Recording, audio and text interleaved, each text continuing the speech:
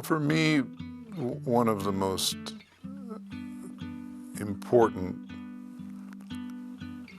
words in the Christian tradition, and behind that word, one of the most important gifts of the Christian tradition in my life, is the idea of incarnation and the reality of incarnation, of the Word becoming flesh.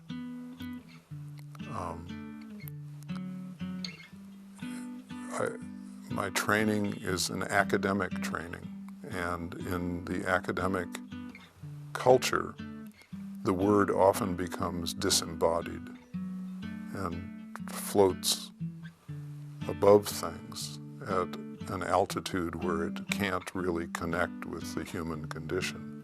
And so for me, as a public intellectual or whatever in heaven's name I am,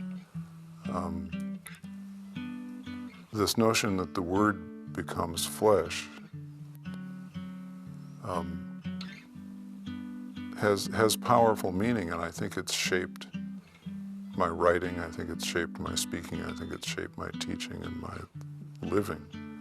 Not perfectly, but as an aspiration. It's helped to keep me grounded.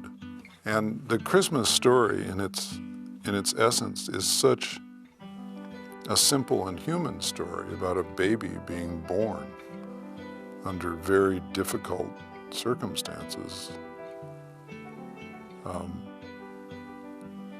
It's a story about God taking the risk of showing up in the flesh and all that comes with it. And I think that's a risk that we're all called to, the risk of incarnation, the risk of embodying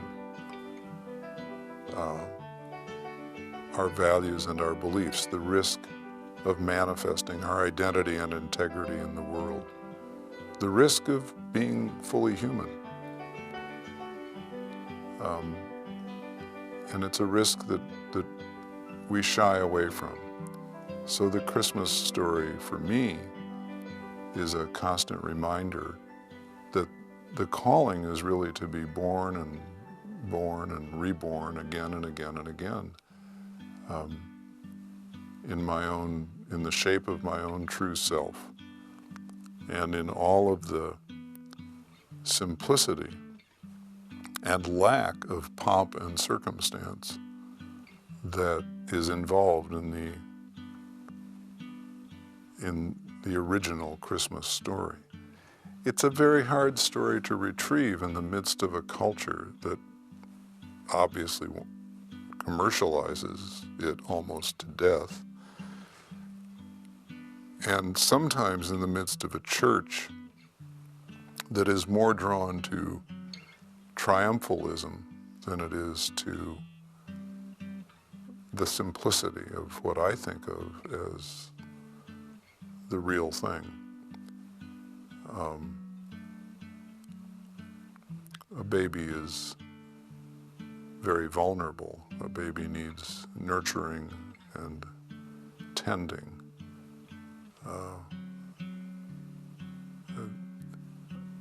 That's also true of whatever part of me it is that wants to now come out of hiding, that wants to be embodied and incarnate in the world.